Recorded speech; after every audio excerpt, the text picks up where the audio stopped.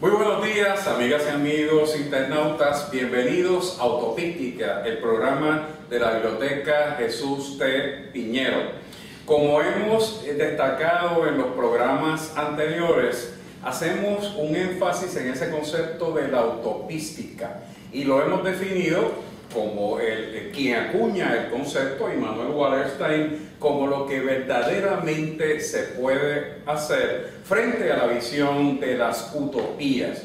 En los programas anteriores hemos traído una serie de investigadores, colegas que han estado publicando textos importantes, fundamentales para entender y replantearnos el mundo actual en que vivimos y la situación coyuntural por la que atraviesa Puerto Rico. En esta ocasión me complace presentar a ustedes a la doctora Miriam Muñiz Varela, quien es catedrática del Departamento de Sociología y Antropología de la Universidad de Puerto Rico, autora de innumerables artículos sobre temas económicos, sociológicos y culturales. Así que le queremos dar la más cordial bienvenida a nuestro programa. Ay, gracias, Jaime, me encanta verte de nuevo después de tantos años. Y gracias a la institución por esta invitación y que sea un diálogo fructífero. Al igual que en programas anteriores, nos acompaña el doctor Jaime Parch Macmillan, quien es el director de la Biblioteca Jesús T. Piñero, y el doctor Manuel Almeida, quien es catedrático auxiliar de la Escuela de Ciencias Sociales y Humanas y además director de nuestra revista Ámbito de Encuentro.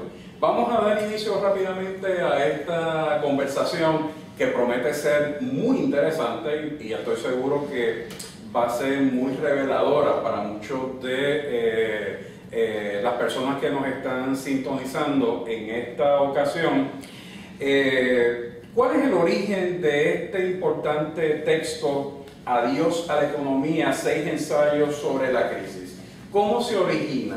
¿Cómo se gesta? Sí, pues el origen es fragmentado porque es un texto que lo que hace es que recoge los trabajos y conferencias que he dado en el transcurso de los últimos 30 años, quizás hasta más, porque el texto que inicia el libro se escribió en el 1900, la primera que se publica por el Centro de Investigaciones Sociales en el 1986. Entonces, pues se reunió en ese libro toda una serie de ensayos con temáticas similares, pero probablemente también con el registro de una trayectoria intelectual y política que evidentemente se refleja en el libro, que ha cambiado, ¿no? O sea, que uno puede ver en el transcurso de esos textos, que son 6 ensayos que se recogen, que abarcan desde la crisis del 73 hasta la última crisis de la subprime, ¿no? Donde enfatizo sobre todo en una crítica al discurso del desarrollo económico en Puerto Rico. O sea, en realidad recoge esa gran temática que yo he ido siguiendo la pista y que se reúne en esos 6 ensayos. Hay que destacar la importancia de estos 6 ensayos y el propósito de nosotros en esta ocasión va a ser un acercamiento, ¿verdad?, a las aportaciones más significativas de cada uno, de forma que haya una interpretación clara de los procesos procesos principalmente económicos y sociales que acontecieron en la segunda parte del siglo XX y en estos comienzos del siglo XXI.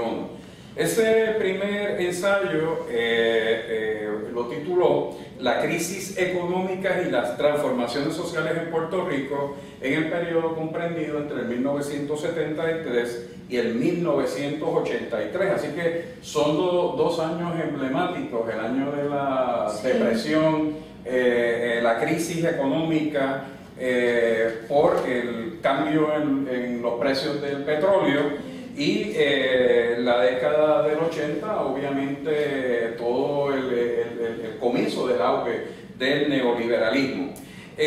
¿Cómo podemos explicar, verdad, esos procesos económicos dentro de esa periodización, 1973 al 1983? Sí, en 1973 se registra ya como una fecha de la crisis de una economía mundial.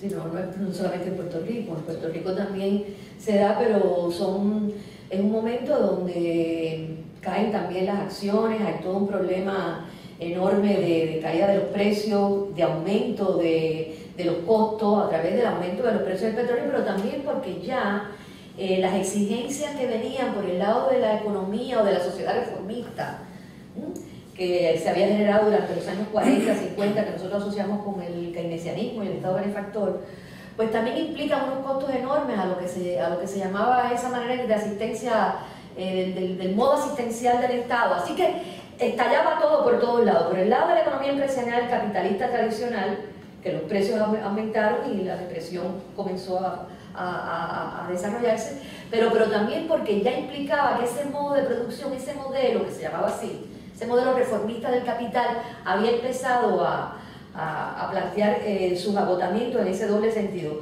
Por lo tanto, esa crisis es una crisis que sirve para reformar, para reestructurar el asunto, pero esa crisis se reestructura a partir de la inflación.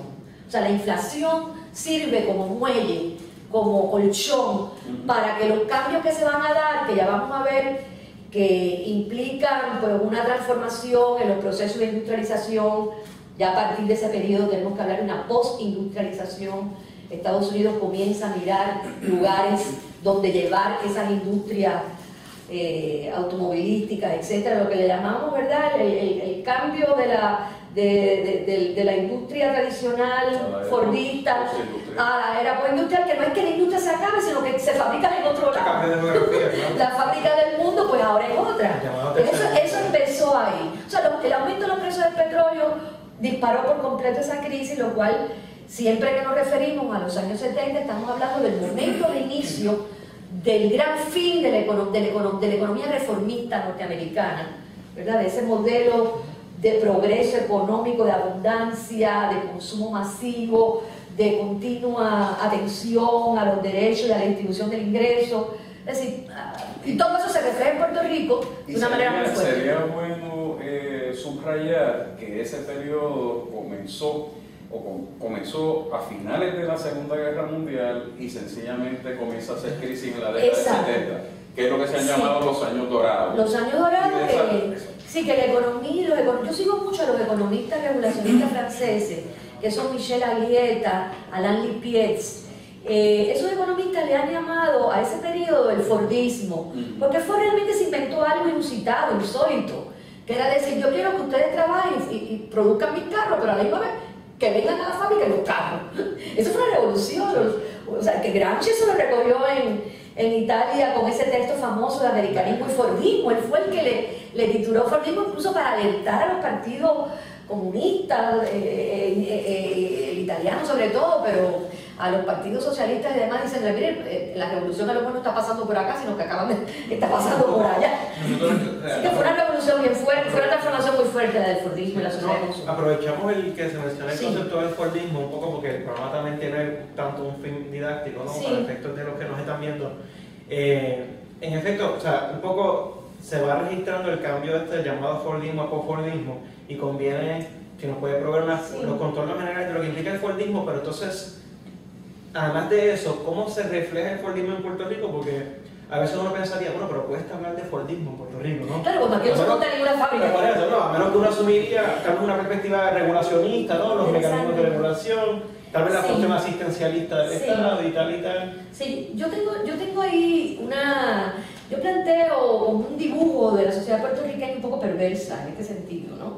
Porque no se monta, la perversión en el sentido freudiano, o sea, que siempre hay un elemento de que no es realmente una patología, ¿vale? Sino es una modificación hacia un mayor goce, ¿no? Un poco así. Entonces, el Fordismo no se monta completamente en Puerto Rico porque se montan, yo creo, las patas más importantes del Fordismo, las áreas más importantes, pero no se monta la fábrica industrial como tal.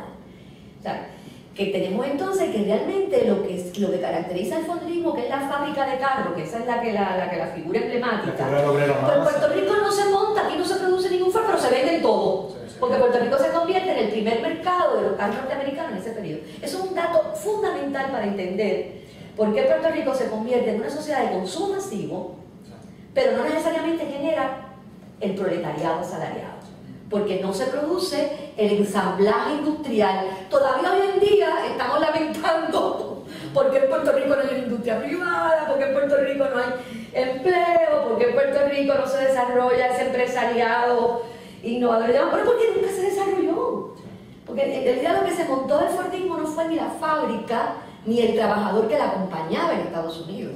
Que ahí en Estados Unidos había como una especie de equilibrio, de armonía, ¿no? De simbiosis entre esos dos asuntos, pero sin embargo sí se montó el consumo masivo, las casas, o sea, con las casas, los carros y los electrodomésticos, se montó el estado asistencial, que quiere decir que le llegaba a la inmensa mayoría de la población una serie de subsidios, ¿verdad?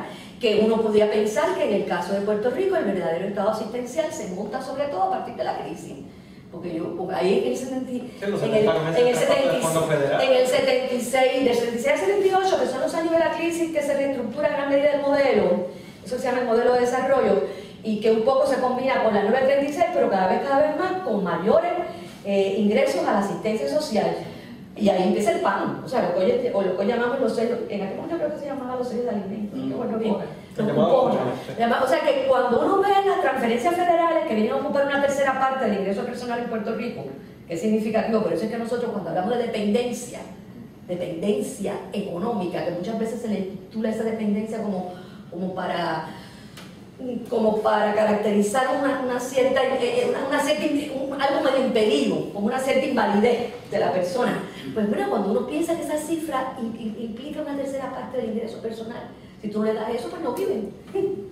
O sea que cuando uno hace esa crítica feroz a la dependencia, dice, bueno, pero ten cuidado, porque la otra parte, eso quítasela para ver cómo viven. De hecho, es importante. Un poco decir, pues que se quede sin vida, hará su suerte. De hecho, que es importante puntualizar un dato que creo que hemos puntualizado previamente en el programa, y que en mi caso, por ejemplo, emana de un dato que usted recoge en uno de sus trabajos, que es que aquí hay algunos con ciertas nostalgias trasnochadas respecto de las 936 y todo lo demás, pero emana de uno de sus trabajos que yo creo que en la época dorada de las 936, como eran, para hablar marxista, eran la mayoría de ellas industrias de alta composición orgánica de capital, sí, que implica que proveía para pocos empleos. Exacto. Que en su época dorada lo que aportaban a la población trabajadora o laboral era como el 10% sí, nada más de la población laboral. Ese es un gran mito, una gran ficción. La 936 es el enclave que caracterizó a Puerto Rico en los años 70, pero sobre todo porque implicó la incorporación en Puerto Rico de ese mismo modelo de alta composición de capital,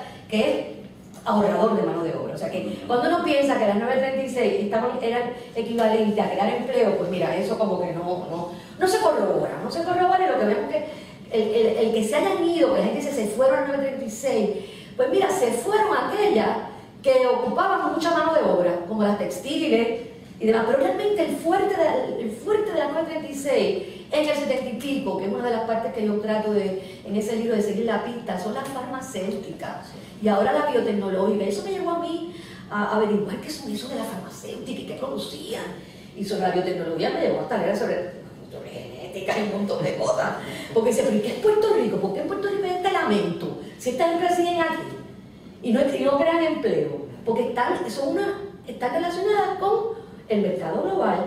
Esto es un enclave farmacológico, biotecnológico, por lo tanto no podemos decir que en Puerto Rico no haya un establecimiento industrial. Hay el establecimiento industrial de punta más sofisticado. En Puerto Rico se producen 19 de las medicinas que más se venden en el mundo. Entonces, el hecho de que ellas no se van exactamente porque haya cambiado, no digo que el que se haya eliminado la cláusula del Código de Rentas Internas no haya tenido que ver, claro, tuvo que ver unos efectos desastrosos, sobre todo para el papel que jugaba el Citibank y el capital financiero, porque ellas dejaban aquí unos fondos que fueron los que sirvieron durante la mayor parte de los próximos 20 años para financiar las hipotecas, para financiar el consumo. O sea que, los depósitos fueron clave. Sí, los depósitos fueron clave, y de hecho la Encantada es parte de ese boom hipotecario que hace que primero se produce la Encantada, que lo diferencia del Encantada, obviamente son dos momentos distintos, y que se construyan también después más adelante Montelledra o los paseos, es decir, que tienen que ver con ese momento donde el acceso a fondos de financiamiento de casas y de consumo pues fue altísimo, ¿no? Y las 936 significaron eso, unos fondos de capital, unos fondos monetarios que se quedaban en la banca en Puerto Rico. Parte de lo que hoy tenemos es que Puerto Rico no tiene liquidez, ¿verdad? No tiene liquidez, pues tiene que ver con que ya esos fondos están aquí. Leyendo yo a uno de los presidentes del Citibank que estuvo aquí, que creo que lo cito, él dice que esos fondos ahora están en China, están en otros lados donde ellos entienden que el mercado de consumo se va abrir. Puerto Rico tuvo ese mercado de consumo desde los años 50, 60, 70, 80, 90, hasta el momento actual, donde se cerró parece que se cerró el grifo. Sí. O sea, la deuda parece que los canales... de hecho, pues. Sí, los canales de la deuda ya empiezan a dar síntomas de no poder seguir ahí de la manera que está. Por eso que hablamos de diferentes momentos de la crisis. Luego de esa enumeración y detalle, ¿verdad?, del proceso, ahí me gustaría traer a la atención de los colegas y los internautas un punto clave del texto, que tiene que ver con la propuesta, y digo la propuesta porque es un concepto que no se maneja ni por los economistas, ni por muchos sociólogos, ni por muchos otros investigadores, que es que en el caso de la crisis, y la crisis económica en Puerto Rico, la crisis de ese capitalismo dependiente, hay muchos que están señalando que es el fin de un sistema, y lo que no están atisbando son las mutaciones y las transformaciones del sistema. Pues el sistema tiene un propósito, que es un propósito existencial, que es la acumulación de ¿qué? De capital. Y cada vez que hay una crisis, lo que se hace es que se configura, se transforma. Y en ese sentido, la crisis actual lo que está haciendo es transformando el sistema con gran dolor, aunque el siglo XX fue un siglo de mucho dolor también. Y uno de los mecanismos que he estado utilizando es ese manejo de la deuda pública. Y es interesante también ver cómo el capitalismo global ha utilizado la deuda pública, no solamente de Puerto Rico, del mundo, incluso de los Estados Unidos. Lo que pasa es que hay países que tienen mucho más poder, o mejor dicho, tienen poder.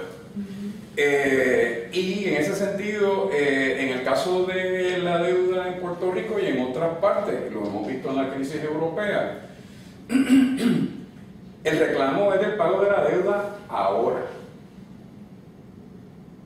La reconstitución, la renegociación de la deuda es como el último recurso. Para perder, yo voy entonces a reestructurar deuda, que es algo que está por ahí circulando, de una posible reunión en Nueva York, a partir de unas iniciativas, el London Times, o London Financial Times recogió eso ayer, y ya algunos amigos periodistas lo han destacado. Pero quisiera que volviera a ese planteamiento que me parece que es medular en el texto, que transita por los 6 ensayos, que es la recomposición del modelo del capitalismo dependiente en Puerto Rico. Y entonces, claro, cómo en esta época particular esa reestructuración incide sobre el tema de la deuda.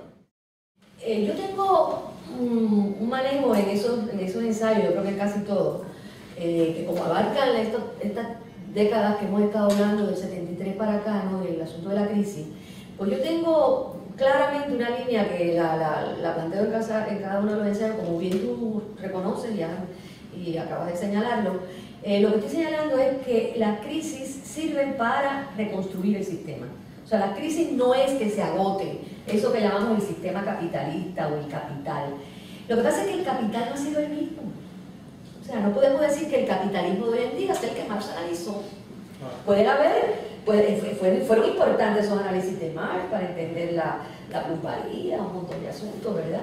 Pero incluso ya Marx se daba cuenta en uno de sus textos del bosquejo antes de la publicación del Capital, que había una tendencia en ese capitalismo al desarrollo de la ciencia y la técnica, que él no la vio en su época, pero que él dice, eso cada vez más va a venir un desarrollo de la ciencia y la técnica que va a ser en cierta medida innecesaria la dirección del capital del proceso, y va a hacer que el general intellect, el fragmento de las máquinas, el intelecto generalizado tome el lugar y ya el capital no se necesite para la creación de lo que va a ser los nuevos productos. Bueno, ahí tiene Bill Gates. Ahí tiene, o sea, cada vez más en un montón de áreas que hoy en día son las más exitosas de las finanzas del mundo y de la producción del mundo, quienes estaban. Ese invento, pues no es el que estaba trabajando, alguien que estaba bregando con lo que llamamos ahora el software. Es decir, cada vez más la relación entre la dinámica esa de la acumulación va a estar puesta en otra forma de riqueza, en otra forma de vida. Bueno, ¿qué quiere decir? ¿Para qué yo traigo esto de Marx a colación con el asunto? Bueno, porque lo que justamente señala la década del 73, esta década del 73 al 83, es la crisis del capitalismo industrial. Ese que todavía Marx había analizado entre la relación capital-trabajo. Ahí, en la reinvención, en la reestructuración que la crisis provoca, el capital sale de la crisis con menos trabajo.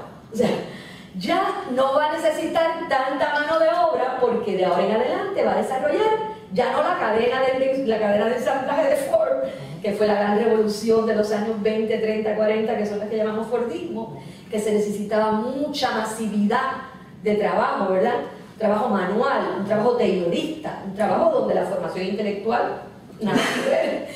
A un cambio en lo que llamamos post-Fordismo, o sea, que es una reestructuración hacia otra manera de producir y otros sujetos, otros protagonistas y otros acuerdos. Eso implicó, obviamente, que se va a desplazar una enorme cantidad de mano de obra. En Puerto Rico, eso que ya estaba puesto de una manera aguda, porque nunca se montó la fábrica como tal, pues el hecho de que se cambiara a una forma de trabajo donde cada vez más se dependía de la ciencia y la técnica, como son las farmacéuticas, ¿no? Y como son las biotecnológicas, digamos, y el desplazamiento puramente industrial. Pues lo que hizo fue que en el caso de Puerto Rico, o mayor desempleo, que las cifras de desempleo alcanzaron 2 dígitos, siempre son 2 dígitos, pero estamos hablando de 20, 21%. O sea, y con una mayor absorción de esa mano de obra en el trabajo gubernamental, que hoy en día parece un exceso. Está todo el mundo tratando de ver cómo los botan a todos. Y eso se montó producto de esa transformación. Entonces, claro, cuando decimos crisis, cuidado, crisis no es el fin del capital. El capital es un mutante por excelencia. Lo que uno le tiene es que seguir las mutaciones para ver cómo se va transformando. Yo no tengo una bolita mágica para saber exactamente cómo va a quedar este arreglo después de estas crisis de las deudas de todos estos países, porque yo creo que la crisis de las deudas, incluyendo la de Puerto Rico, y por eso la noticia de ayer, los bonistas o los acreedores no dejan completamente que esto se lleve a la bancarrota. No. Porque el problema aquí es que ellos están involucrados, porque ellos son los inversores. Entonces a ellos les interesa que esto, a ver si pierde lo menos posible. Porque la pérdida total sería que la gente dejara de pagar.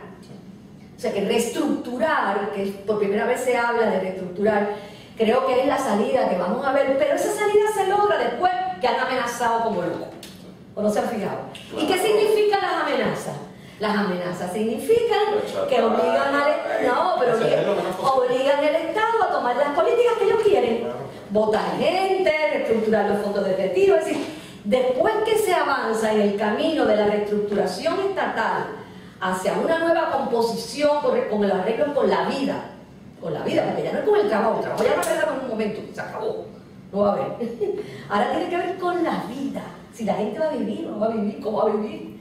Lo que estamos viendo es que estas reestructuraciones todas llevan a una precarización mayor de la vida social. O sea, la gente va a vivir con menos ingresos, con menos dinero, por lo tanto quiere decir que vamos a tener un deterioro en la vida que habíamos estado viviendo.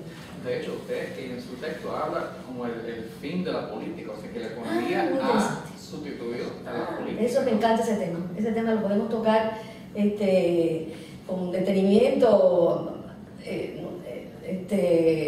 A ver, fíjense, el problema es sí, yo estoy señalando ahí una situación pospolítica o un poco una vuelta a que la economía, lo privado, todos esos discursos que envuelven a la relación con el capital humano, el empresarismo, o sea, el discurso que borda, ¿verdad?, los ejes de ese discurso neoliberal se convierte en el discurso casi por excelencia, que domina a todos los niveles de las actividades sociales, ¿no? Y yo creo que eso implica que los arreglos políticos, ya estos asuntos los había mencionado Hannah Arendt lo había mencionado cuando hablaba de la derelición de la política. Es decir, claro, cuando yo digo la economía ocupa el espacio, estoy trabajando un poco sobre eso y la violencia y demás de la economía. Cuando yo digo que la economía ocupa el espacio de la política es porque ocurre algo en estas nuevas políticas neoliberales que se van gestando en los años 80 que hacen que el arreglo ciudadano del contrato social que había caracterizado las regulaciones reformistas del periodo de la posguerra en Estados Unidos, keynesianas se le llama por un lado, esos arreglos sociales que significaban el Estado de Derecho, el Estado civil, de una vida que Foucault le llamaba biopolítica, de una vida valorada, protegida. A todos esos arreglos a lo que yo llamo que se han ido declinando. O sea, hay una declinación de esa idea de la vida, tomarla en cuenta como algo valorable para cuidarla, para protegerla. Que es toda la teoría de Foucault sobre la biopolítica y de la sociedad disciplinaria, ese cuerpo que se va normalizando y disciplinando en formas que sean productivas, ¿no? Para que las instituciones sociales puedan de alguna manera servir al orden social. Eso yo creo que ha ido declinando, o sea, eso cada vez más se ha ido rompiendo. Y la economía ocupa casi todos esos lugares y por eso es que yo utilizo esa idea de la relación del dinero con la deuda. O sea, todos los espacios de vida privada, que llamamos, ¿verdad?, privatizados, están marcados por la relación dineraria. Y están marcados con relación con el consumo y con la deuda. Pero eso es que todos de alguna otra manera somos endeudados. O sea, entonces el endeudamiento que implica esa relación directa con la economía, unido al control global que tienen los mecanismos del mercado autómata financiero, que supuestamente va a organizarnos la vida a todo el mundo de manera global, esas dos cosas hacen que la vida se torne más precaria, con uno menos autonomía sobre ella. Porque si tú estás hipotecado y estás endeudado, tú sabes que tú no tienes mucha posibilidad de movimiento. Te tienes que quedar en el trabajo que tienes, tienes que aguantar lo que sea que te haga el jefe. Es decir, y si no trabajas, pues tienes que de alguna manera mantenerte en todos los espacios que se van a ir desarrollando, como en el caso de Puerto Rico, la economía ilegal, la economía informal. A fin de cuentas, el balance es que la vida se desvaloriza. Y cuando tú tienes una vida en una sociedad que está desvalorizada, tú no puedes decir que esa sea vida política. Sí. Esa es vida política ciudadana y civil. Sí. Por ahí es que va la cosa de la pospolítica. Me parece que también es importante en este análisis la contrapartida social, el impacto que tiene en la sociedad esa reestructuración económica y en este contexto inmediato la discusión sobre el tema de la deuda. Esa pérdida del valor de la vida, esa precariedad existencial y laboral, es algo que aquí también se analiza de una manera descontextualizada, porque si somos consecuentes con el análisis que llevamos, pues obviamente se puede explicar la baja tasa de participación laboral, la alta tasa de desempleo, la alta tasa de subempleo, el chiripeo, el trabajo por horas, que ya no es de estudiantes solamente, de madres, de padres, de jefes de familia, y que entonces se explica como si fuese algo coyuntural que en algún momento pasará.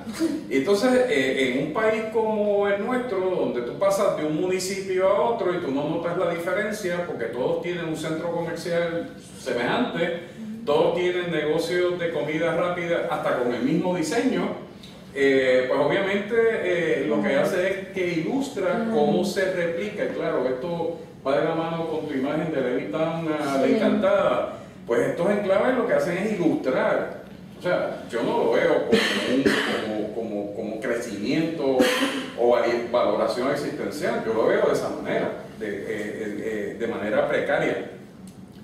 Me parece que el reto y la gran tragedia también, la derrota de la política frente a la economía, la cada vez mayor dependencia del mundo político frente al mundo económico, Yo creo que la ilustración más patética de lo que estamos diciendo fue el caso italiano, cuando se trae un tecnócrata a sustituir al presidente electo, porque el presidente no tenía idea y los tecnócratas sí.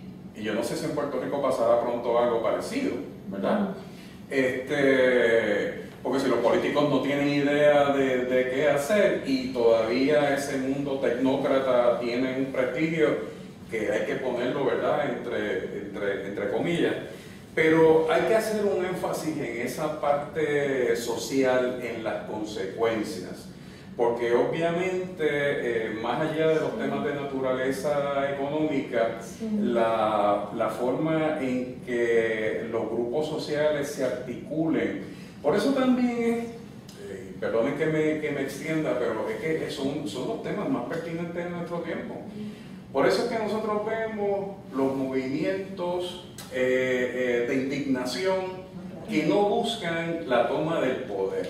Sí, lo que trazan son líneas de fuga realmente. Por eso, pero a diferencia de movimientos políticos previos, durante y posterior a la Segunda Guerra Mundial, el objetivo era la toma del poder y poder de esa manera articular alternativas, de una manera, de una tendencia o de otra. Y hoy en día los grupos de la sociedad civil se mueven al margen de lo político, de la política, en su nueva visión de lo que es político. Y yo creo que como socióloga, ya hay, no solamente en este texto lo plantea, sino que también hay otras sociólogas que están haciendo ese mismo señalamiento frente a esa precariedad de la existencia. Las respuestas tienen que ser... Edgar Morán ha trabajado eso muy bien en La Vía, o sea, hay hasta un manual, casi un manual, ¿verdad?, que te dice cómo transformar la sociedad y transformar el individuo. Tony Negri, yo creo que es uno de los teóricos más importantes de lo que significa este nuevo movimiento alternativo de una gran lucidez también, ¿no? O sea, porque no se trata de que cuando uno haga el análisis y uno le busque otra nueva inteligibilidad a lo que vivimos, porque se trata justamente de dar en el clavo con algo que a uno le sea comprensible, en cosas que no aparecen rápidamente el sentido, ¿no? O sea, que esto tiene también un esfuerzo grande teórico, yo creo. Creo que en el momento en que uno hace ese esfuerzo para darle una cierta comprensión al lugar que ocupamos, a cómo se mueve el mundo, a cuáles son las formas de existencia hoy en día, es importante que no tengamos tampoco una actitud derrotista. O sea, no es la negación completa de los asuntos. A veces es difícil sostener expectativas y esperanza. Yo no digo que ahora bueno, vamos a estar celebrando alegría, esperando que venga una nueva luz, ¿verdad? Pero yo creo que si en algo, tanto Morán como Negri y demás han contribuido, es a ver que hay una relación con la vida que se da en el aquí y en el ahora, que se da en el presente. Viene de Nietzsche y también Deleuze trabaja bastante este asunto. Es la inmanencia de los asuntos. Eso quiere decir que en medio del caos, en medio de lo que uno ve, que no hay salida, el sinsentido, siempre hay algo que puede estar ocurriendo que afirma la potencia, porque si no sería pues cruzarnos de brazos y no hacer nada, ¿no? Aunque de momento uno vea que las cosas están desmovilizadas, porque quizá ya no sea, las respuestas ya no vengan de las clases orgánicas a las que estamos acostumbrados, de las organizaciones tradicionales que organizaban la política tradicional.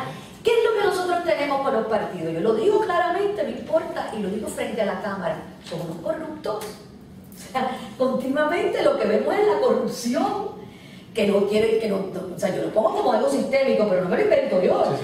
Eso es algo que también a Puerto Rico lo atraviesa, así como la crisis financiera es la corrupción. Donde quiera que haya fondos, todo el mundo trata de qué. ¿Y de quiénes son esos fondos? Los comunes, los que yo les pago todos los años. Entonces uno ve cómo los roban, cómo los dilapidan, cómo hacen cosas increíbles. Entonces, ¿qué pasa? Una desafección. Eso implica una desafección de eso llamado el mundo ciudadano, el común de los mortales, de los políticos. Claro, eso no quiere decir que en Puerto Rico eso se desmantela, hay una maquinaria muy fuerte y está muy bien organizada. Pero eso es lo que está claro, es que la inmensa mayoría de la gente no le cree. O sea, hay una falta de creencia, de confianza, y todo eso va teniendo una sedimentación, ¿verdad? Va transformando la psiquis de la gente. Así que no podemos decir que aunque vemos esta crisis terrible, aunque estemos viendo esa precarización, no quiere decir que todo esté detenido y nada esté pasando. Yo creo que, por ejemplo, el ejemplo de la comunidad del Caño es interesante. Y lo utilizo y lo voy a utilizar cada vez más. La comunidad del Caño Martín Peña. Porque creo que allí se han dado uno de los abandonos de la vida más fuertes a que se ha sometido a una población en el área metropolitana, porque llevan 60 años sufriendo las inundaciones de agua contaminada. O sea, que la vida de esa gente no importa, la salud de esa gente no importa, que estaban ahí en los momentos de afluencia de la sociedad de consumo. Nadie miró para allí.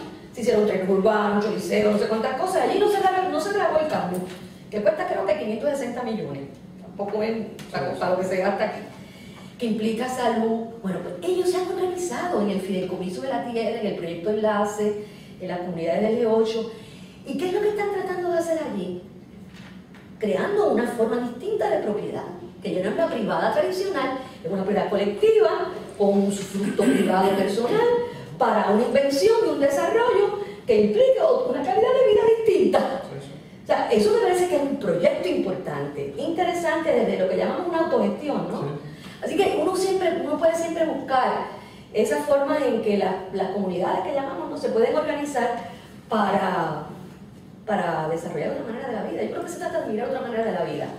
Y eso no lo vamos a decretar ni los sociólogos ni los políticos, eso está pasando. Lo único que ya no se da de la manera tradicional, creo yo. No se da de la manera tradicional. Y los indignados tienen que ver con eso, que son unas protestas que no son orgánicas, porque ya el sistema social no es orgánico. Olvídate de Durkheim, olvídate de Spencer, olvídate de los clásicos de la sociología. O sea, el caos ha ocupado el territorio, ya la normalización no es posible, pero eso no quiere decir que no se viva de otra manera de gestionar esas alternativas de vida. Las hay. Lo único que no es fácil a veces uno visualizarla con los ojos o con los espejuelos tradicionales que uno tenía. Hay otro tema y me gustaría proponer del otro capítulo 3 temas. El de Levitown Encantada, más acá de las 9:36 hay 3 temas que me parece que son pertinentes y que en cierta medida debemos de aclararlo y precisarlo, ¿verdad? En el contexto de la lectura de este texto. Tú haces el planteamiento perdón, de que Puerto Rico, desde la perspectiva económica, a diferencia de la política, Puerto Rico es un territorio no incorporado. Desde la perspectiva económica, tú entiendes que Puerto Rico ya es un territorio incorporado. Y yo creo que eso también es algo con lo cual yo coincido,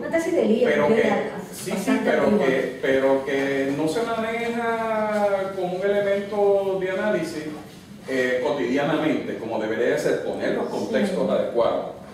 Hay otro elemento que cuando yo lo leí me recordó a Naomi Klein, Terapia de Shock, el auge del capitalismo de destrucción, que es lo que tú llamas la economía de catástrofe, ¿verdad? Y un poco hablar de qué es eso de la economía de catástrofe en este contexto, aunque ya prácticamente lo hemos ilustrado. Es la catástrofe de un sistema, de un modelo en ese tránsito de reestructuración.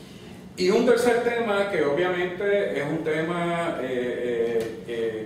clave, que es el impacto del narcotráfico y obviamente el impacto que esto tiene sobre la sociedad puertorriqueña.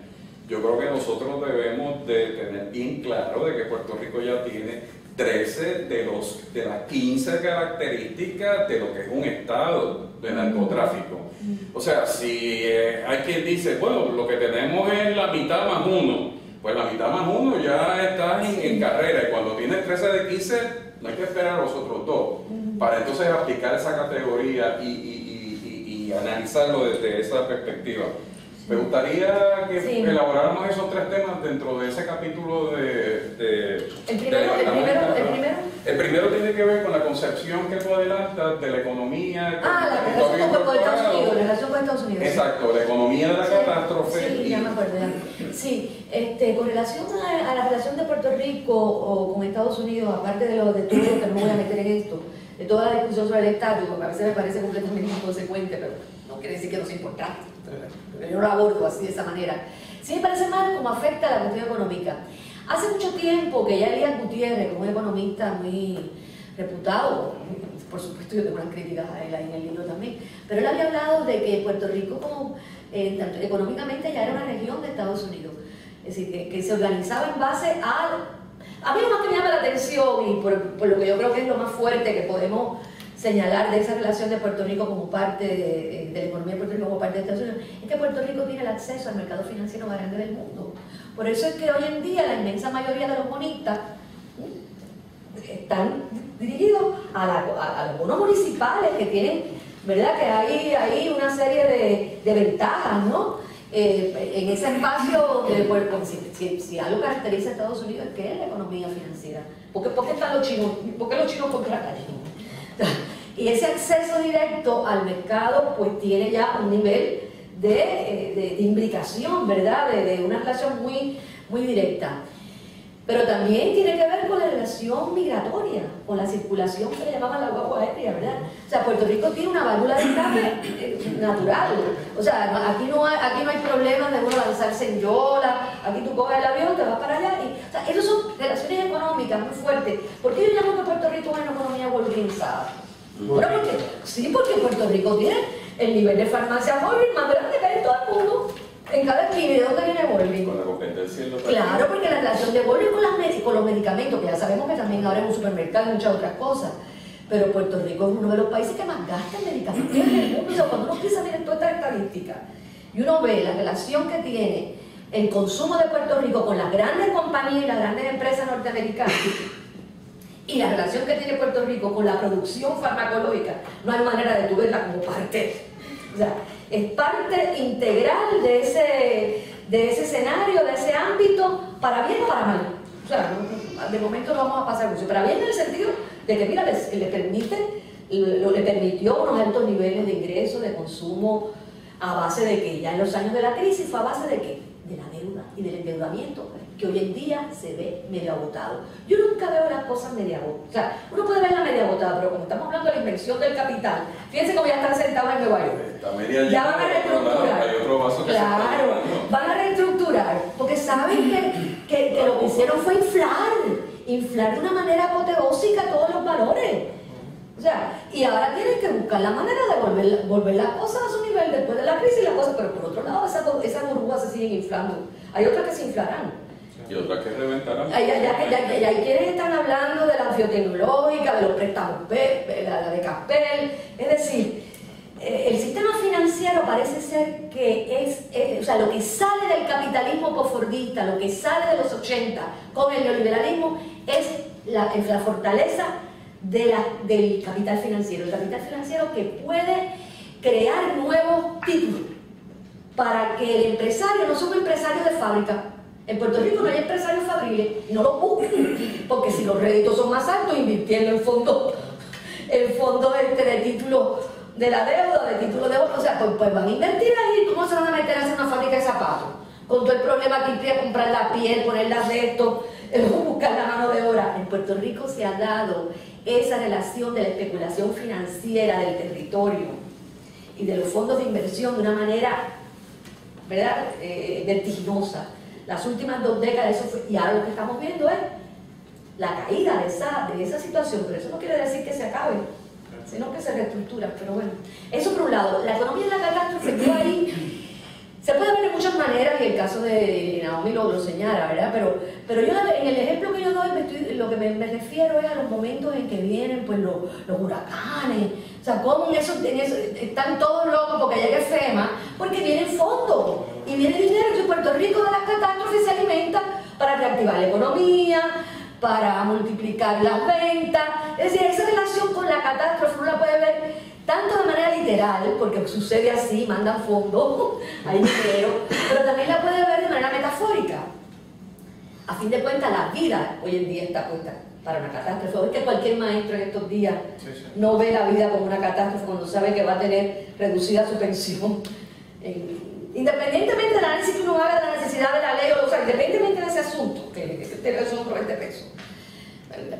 O sea, se puede buscar dinero de muchas partes, pero lo cierto es que cada maestro que se levantó después de esa ley, ¿qué es lo que piensa sobre su vida? Una catástrofe, porque no va a tener el dinero con el que contaba, y aquí las cosas no bajan, suben los precios. O sea, hay unos niveles de desigualdad y de valoración que implican yo creo que implican una catástrofe también moral, ética, sobre todo. Creo que en esa dirección es que yo me voy a encaminar los últimos tiempos que vienen para analizar cada vez más la dimensión, cada vez más la economía como violencia, que a veces no se ve porque aparece como, o sea, como esos saberes neutrales de expertos, relacionarla cada vez más con la violencia y con esta visión agambeniana, o sea, de una vida desnuda, de una vida sin atributos, de una vida donde la dimensión política no aparece de una forma de conexión y de representatividad, de que todo eso se ha ido desmitificando y cayendo. Entonces, ver la necesidad de una reflexión ética sobre este periodo histórico. En su texto usa el término de la bioeconomía. Ah, sí. Bioisla, la relación entre economía y vida humana. Ah, sí. Me gustaría que hablara un poco sobre ese concepto, ¿no? Sí. Esa relación vida humana Sí. y economía. Sí, ese concepto de bioeconomía, qué bueno que me hace esa pregunta, porque ese es el tema que yo trato también de hilar, donde yo debato con Michel Foucault, que ya es como decir, Dios mío, me van a caer chiche. Porque él es el maestro, pero está bien, es el maestro, pero él también nos enseñó, porque él fue discípulo de Campbell, él también nos enseñó y fue discípulo de, o sea, también viene de toda la formación bacheloriana, ¿no? De la ruptura en el conocimiento, de los nuevos paradigmas. Él también fue una persona que vio los cambios a nivel de análisis histórico. Y cuando él habla de la biopolítica como parte del poder que se va a desarrollar a partir del siglo XVIII y XIX con el discurso médico, de una manera, en el nacimiento de la clínica lo pone muy claramente, y cuando él ve que es a partir de ahí que los estados de derecho moderno y demás van desarrollando una relación con el poder que tiene que ver más con el proteger la vida, el hacerla productiva, de ahí biopolítica, política sobre la vida, a diferencia de los estados absolutistas monárquicos que le precedieron, que es de donde viene el concepto de soberanía. No hay que confundirlo, que era el poder soberano, que era el soberano que, mira, pues tenía la disposición de la muerte también para los súbditos, ¿no? Ya cuando estamos hablando de ese estado de derecho ciudadano, que es al que Foucault se refiere con el concepto de biopolítica, él propone que el poder político es ese, el que valora la vida, el que le da, que todo eso lo hemos trabajado nosotros, ¿verdad? Y lo hemos analizado en el contrato social, en la sociedad civil y todo eso. Él también utiliza el concepto de sociedad disciplinaria para mirar todos esos micropoderes que van como manejando con mecanismos menudos en los cuerpos y disciplinando. No voy a entrar en todo eso, bueno, pero lo que yo veo es que a partir del neoliberalismo, que este minuto lo trabaja en uno de los textos, pero yo creo que no lo ve en toda su dimensión, creo que a partir del neoliberalismo, de los años 80 para acá, yo creo que el concepto de biopolítica como que no se aplica, porque yo creo que la vida se ha dejado a la flexibilización del mercado, a la desregulación, o sea, lo no social ha ocupado el espacio. Y la economía, cuando lo social se retira, cuando la política se retira, la economía ocupa el espacio. Y bioeconomía es el concepto ¿quién ahora se ocupa de la vida? El mercado. La bioeconomía, economía sobre la vida, en vez de política sobre la vida, para seguir usando el término del concepto biopolítica. Estoy proponiendo que utilicemos el término bioeconomía para denotar esas dos cosas. Primero, el papel que hoy en día ocupa la economía de manera que organiza, ¿no? Las actividades sociales. Y por otro lado, la economía también como la que se encarga a través de la privatización, de la deuda, del consumo, de toda la circulación mineraria, de la vida de la gente, donde cuando ya la vida no está de alguna manera organizada a partir del Estado y de las relaciones políticas que se establece con él, sino que se deja a su suerte, se le dejan al manejo del mercado. Entonces, bioeconomía es para dar muestra, para tratar de registrar los cambios de época que se dan a partir del neoliberalismo. Me parece que biopolítica no se ajusta tanto ya, pero bueno, puede ser debatible. Hay otro capítulo con un tema que sugiere una mayor reflexión, y es el de Puerto Rico post 936, y entonces tú propones como elemento del debate si Puerto Rico es un espejo del mundo o somos una anomalía salvaje. A mí me parece que nosotros nos estamos flagelando con la concepción de que somos anómalos, de que sí somos una anomalía salvaje. Nosotros, esa visión de hemos llevado la visión del enclave de lo económico a lo histórico en su dimensión mayor. ¿Por qué? Porque nos creemos que lo que estamos haciendo, lo que está saliendo mal es producto, bueno, de malas decisiones, de corrupción y de una historia bastante compleja, pero que pierde de perspectiva los contextos internacionales. Y en ese sentido, esa reflexión de si somos un espejo o por otro lado somos el caso más raro. Me llamó mucho la atención en ese capítulo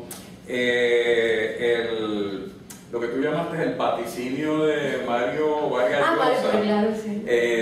Si Puerto Rico es espejo del mundo o la gran trampa. Sí, sí. Y yo creo que esa imagen que utilizas en el capítulo para introducirlo y para cerrar es muy atinada. Además, Mario Vargas Llosa sigue siendo un gran escritor, pero como analista en su práctica política y en su análisis político e incluso cultural, deja mucho que decir. Pero vamos a hablar de esa profecía. No, yo cogí a Mario Vargas Llosa como de pie, como de pretexto, porque ese artículo de él, bueno, se publicó en El País, se publicó en Puerto Rico. Después se hizo allá Arcadio El Pinto, hizo un simposio que reunió a un montón de gente, porque lo que decía que Puerto Rico había que imitarlo, que era el espejo, porque alrededor de Puerto Rico se ha hablado de milagro, el milagro puertorriqueño, lo mejor de dos mundos. O sea, Puerto Rico está lleno de una serie de figuras que son muy seductoras, ¿no? Y yo no digo que Puerto Rico durante todo ese periodo no haya sido un experimento interesante, porque claro, un poco como que se trataba de contrarrestar la revolución cubana. Ustedes saben que todo eso es parte de la geopolítica de Estados Unidos. Así que Puerto Rico surgió, se transformó muy rápidamente de una sociedad agrícola muy pobre, de mucha, ¿verdad?, de mucha desigualdad y demás, a una sociedad que ya en los años 40-50 podríamos hablar, en los 60 podríamos hablar de una afluente sociedad, una enorme clase media, una sociedad de consumo, que es lo que yo trato de probar en el primer trabajo. Entonces, claro, a partir de la abundancia de esa sociedad de consumo, uno puede pensar, contra esto es el milagro, porque ¿cómo tú haces esto? Y un poco trato de explicarte que, bueno, ese milagro como que comenzó a desbaratarse en los años 70 con la crisis. Entonces fue curioso que en el momento donde se registra ya ese declive, que ya lo registra incluso Elian Gutiérrez, y habla de la trampa, que estamos en una trampa, que Puerto Rico está en una sociedad que le llama la guetización, o sea, que se va a convertir en un gran gueto. Claro, todo esto es para desarrollar un discurso muy moralista, muy sexista también, porque un poco la culpa la tienen las mujeres, las madres solteras. Es una crítica ahí a ese discurso. Y todavía tú vales por ahí en ese mismo tono, o sea, ¿quién es el responsable? Entonces es como una mentalidad bastante curiosa, pero no deja de ser un economista, ¿verdad?, de importancia, y una mente que es importante destacar. Entonces, claro, yo digo, pero por un lado un tipo como Vargas Llosa, que está diciendo que todo es milagro, que todo el mundo tiene que imitarlo, justamente porque ha desarrollado pues, una relación distinta con Estados Unidos, y porque sí, a partir del Estado Nacional, todo eso, ¿no? Y por otro lado, el economista está dando un diagnóstico terrible, algo malo hay, algo raro. Claro, yo termino diciendo que esto que Puerto Rico es, pues ya podemos verlo de esa manera también en el resto del mundo, o sea, un poco como señalándote a ti. Sí, cuando analizamos lo que está pasando en Puerto Rico podría estar ya adelantándose y prefigura lo que va a ser generalizado. Por ejemplo, la migración de Puerto Rico a Estados Unidos. Bueno, pues esa fue una migración que justamente tiene que ver con el momento en que se funda el fordismo, que no se hace en función de un amplio proletariado, de una amplia relación con la mano de obra, cosa que sí pasó en Estados Unidos o en otros países, no se modeló.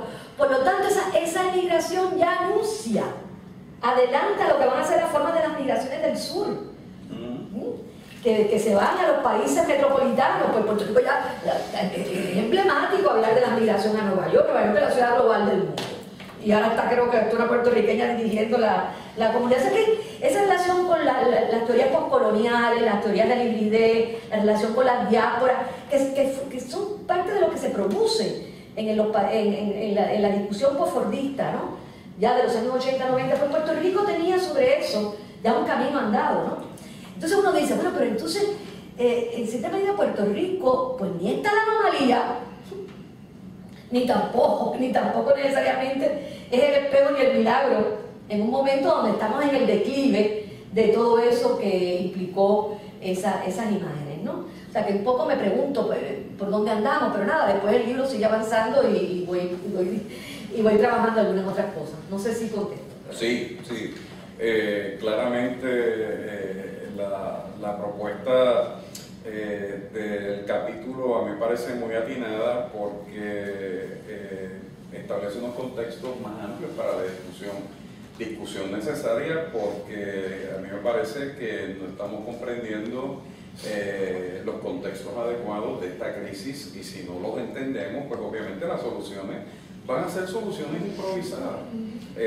Aparte de los errores procesales, por ejemplo, el asunto de los maestros, pues ahora después de aprobada una ley, de pasar por todas esas situaciones, pues ahora vamos a llevar a cabo, que creo que hoy comienzan las discusiones con el secretario del Trabajo. Ese fue el punto, ese debió haber sido el punto número 1. Pero bueno, eso lo que denota también es mucha improvisación y falta de madurez a nivel de gobierno. Y me parece que eso es complejo.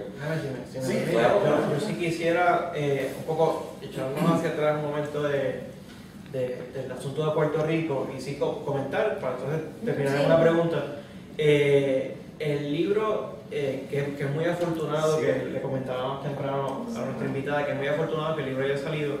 El libro contiene estos ensayos que denotan no tanto el cambio del sujeto de estudio a través del tiempo, sino sí a partir de las perspectivas que se asumen para acercarse, tratar de entender el presente de cada uno de los ensayos. Entonces uno va viendo cómo van cambiando tal vez los referentes teóricos. Entonces, por ejemplo, si uno comienza leyendo en el libro Alieta, los regulacionistas, pero entonces en un momento pues ya se ve que usted asume pues nuevos referentes. Está Tori Negri, está Mauricio Lazzarato, está Paulo Virno, que son toda esta gente que fue pionera en los 70, 60 y 70 en entender el paso del obrero masa, el obrero social, fordismo, posfordismo.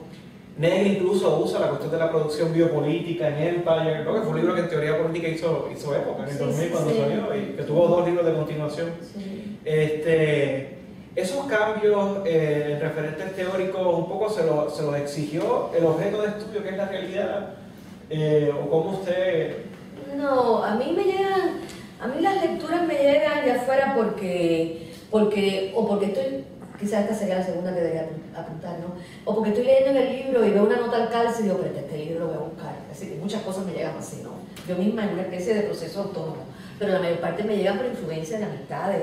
Yo creo que en mi caso fue muy importante el estar en la Facultad de Ciencias Sociales, compartiendo con Arturo Torrecilla, el grupo que estuvimos con la revista Borde. Es decir, había un grupo de gente que se aglutina alrededor de la revista Borde, que comenzamos a leer muchísimos autores. Negri fue uno de ellos, y todo lo que llamamos autonomía italiana. Pero yo recuerdo porque mi tesis doctoral cuando yo vengo de México era una tesis sobre el desarrollo del capitalismo en Puerto Rico del siglo XIX, que yo le llamaba la formación social de transición. O sea, yo venía de un altuseriano, yo venía de un marxismo altuseriano muy fuerte, porque mi asesor de tesis fue Agustín Cueva, que escribió el libro sobre el desarrollo del capitalismo en América Latina.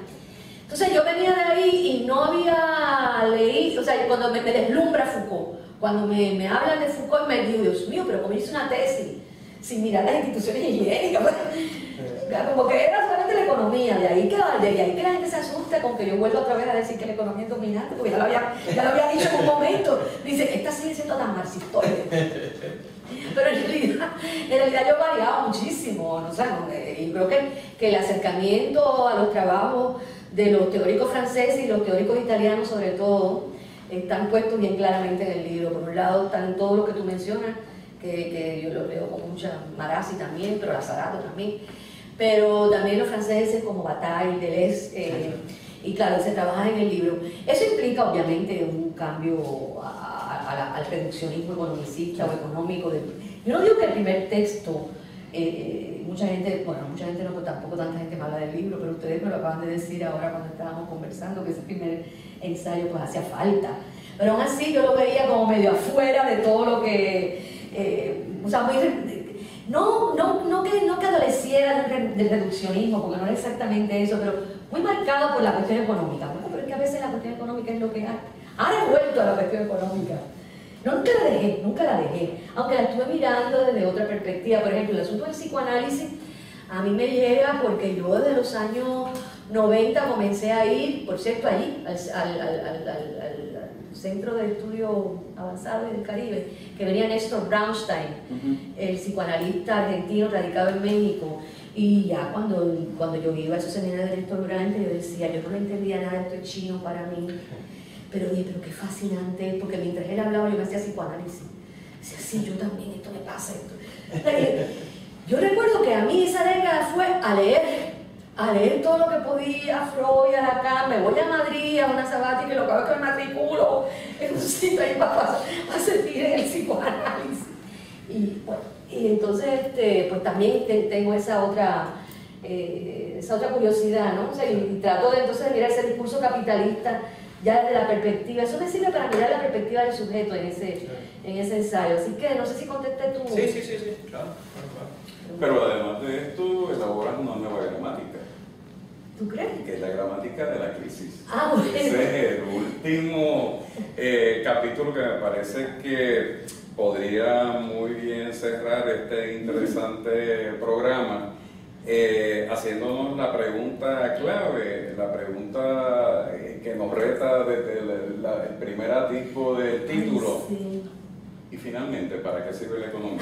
¿Para qué sirve la economía? Le decimos adiós a la economía. Y le decimos adiós a la economía, claro.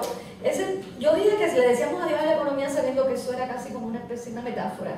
Pero no, es una metáfora, pero que cada vez más lo que vemos es...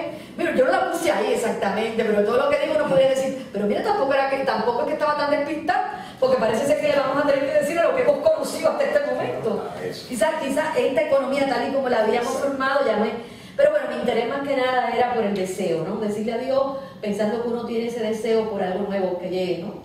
Y ahí pues es como pensando en otro tipo de economía, un tipo de economía donde las relaciones éticas con la vida sean distintas, donde el carácter distributivo y de valoración de otros recursos y de otras riquezas sea posible. O sea, pero claro que no lo elaboro tampoco, yo no estoy elaborando esa utopía. Mira qué bien que el programa se llame. Sí, pero lo dejo insinuado, ¿no? Porque las críticas a veces, aunque uno no se dedique a estar modelando cómo es que uno ve el futuro, porque realmente no lo veo tampoco ni tan optimista. Lo veo bastante difícil, con unas grandes ambivalencias y ambigüedades y muy complejo, ¿no? Pero eso impide que el deseo sea otro, que el deseo sea afirmar otra manera de la vida. Y para pensar en otra manera de la vida, la economía no puede ser lo dominante. Y ese es el aprendizaje de Polanyi. Karl Polanyi, ese historiador de la economía, lo que señala es que la economía nunca ocupó, ni en los griegos, que nunca ocupó ese papel, que lo organizaba, lo dominaba todo. La economía estaba subordinada a todo, a la casa, a la vida personal, a la ciudad, pero subordinada, para que lo político y lo social la mirara. Se apropiara de ella para sencillamente administrar. Pero no era para que dirigiera en función de intereses, en función de un mercado autómata que lo va a disponer todo. O sea, hoy en día una relectura de Polanyi es interesante porque a mí me parece curioso porque aquí tenemos una playa de economistas importantes y tienen publicaciones, pero como que mira la economía como una disciplina cerrada que por sí misma puede dar los diagnósticos de todo. Y con yo digo a veces hasta aunque no sean así a nivel personal, pero con un engreimiento de pensar que tienen un método científico. ¿Qué método científico?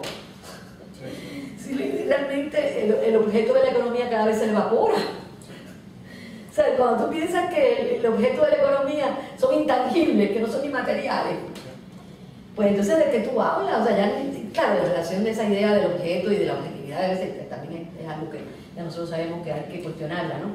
Pero yo creo que un poco era Dios de la economía como para hacer un pequeño escándalo, pero que fue el final de ese texto, porque ese texto fue una conferencia. Y yo lo dije, y recuerdo que Guacoviemi, que estaba en ese foro, me dijo, cuando me senté al lado de él, me dijo, no solamente adiós a la economía, mira, te he dicho adiós a los economistas. Y dice, yo le digo, no me atreví, porque en un foro que estaba Jaime Bason y Juaco Villamil, claro, yo soy la final, yo me disparo con ese texto y con todo eso que les digo ahí con ellos dos presentes. Y cuando Juaco Villamil, que tiene un gran humor y un sentido, me dice, Miriam, también adiós a los economistas. Y yo, bueno, pues fíjate, no me atreví. Bueno, indiscutiblemente es un texto que nos obliga a repensar nuestro tiempo y por otro lado a desarrollar esas alternativas reales, ¿verdad? Esa autopística con la cual nosotros nos hemos comprometido en este programa. Antes de cerrar, me gustaría unos comentarios finales de los dos colegas y de nuestra invitada. Jaime. Mi área no es economía. Me dio un poco de trabajo el libro, pero me encantó al final porque me retó a pensar de nuevo el papel de la economía en la vida diaria. Y uno que está en la educación, el impacto que está teniendo cierta visión de la economía sobre lo que es educación, sobre la visión humanista. Así que pues me agradezco el haber publicado el libro y plantear al final ese reto, ¿no? El futuro de la economía y su significado para nuestra sociedad, ¿no? Sí, o sea, yo creo que un poco para añadir un chispito más, realmente, yo he dicho de mi parte todo lo que yo entendía que quería preguntar. Sí es el asunto de que, partiendo de lo que usted decía ahora, de que en efecto los economistas, los que están, la mayoría de los economistas, por lo menos los que tienen cierta presencia pública, manejan la disciplina de una forma no solamente muy cerrada, sino hasta casi anacrónica. O sea, es decir, aparte de unos conceptos, unos entendidos, como si la realidad pasó por el frente y la disciplina se quedó hace 70, 60, 80 años atrás. Y me parece que parte de la gran aportación que es el libro es que maneja con un rigor increíble el asunto de la economía, pero pues partiendo de perspectivas más frescas, y que no es positivo porque sencillamente son más frescas, es que un poco ayudan más a atinar la mirada. Yo creo que en ese sentido el que usted maneje pues autores que en otros ámbitos mucha otra gente maneja, estas perspectivas no revolucionistas de hace 40 años, pero estas perspectivas más recientes, el manejo de Toni Negri, Marazzi, Rosato, y cómo esas perspectivas ayudan a iluminar la condición nuestra. Yo creo que es muy pertinente y que no se ve en trabajos de análisis, en otros trabajos de análisis sobre Puerto Rico. Sí, uno ve disquisiciones sobre estos autores que hacemos nosotros desde la perspectiva de la teoría política, o en términos más teóricos generales tal vez, pero usando esos teóricos para entender la realidad puertorriqueña no es muy común. Yo creo que es muy afortunado que eso esté presente en ese libro. Bueno, yo realmente me quedo así un poco atónita con todas esas cosas que me dicen del libro, que yo francamente, como estaba escribiéndolo por tantos años, o sea, no escribí este libro como tal, sino los ensayos poco a poco, pues nunca tenía realmente la idea de cuál iba a ser el impacto del libro, ni los comentarios que ustedes me acaban de hacer, que me parece que le han sentido entonces esa publicación. Y a menos que uno no tenga este tipo de charla, este tipo de conversación, pues yo no me entero, porque yo sigo allí en mi palomar escribiendo y leyendo, y no sé, yo digo, bueno, no sé si eso será útil, fue lo que escribí, es lo que dije, pero me estoy muy agradecida y realmente me entusiasma oír que eso pueda servir para aportar a las reflexiones que se puedan hacer sobre Puerto Rico, y agradecida de este conversatorio, de esta charla tan franca y que ha surgido, o sea, con una gran amabilidad y un gran entusiasmo, y nada, pues aquí seguir insistiendo en esos análisis. Bueno, Miriam, nuevamente te agradecemos el haber aceptado la invitación. Para nosotros también ha sido un placer poder reflexionar un poco sobre las crisis de estas disciplinas, ¿verdad? Y la práctica de la crisis de esas disciplinas en nuestra realidad. Y encontrar alternativas para el análisis y propuestas, ¿verdad?, para esa configuración de ese futuro, sea el que sea, ¿verdad? Así que nuevamente nuestro agradecimiento, agradecimiento también a los colegas que participan regularmente de Utopística. Agradecemos también la sintonía de nuestros amigos y amigas internautas y los invitamos para que nos sintonicen la próxima semana. Que tengan muy buen día.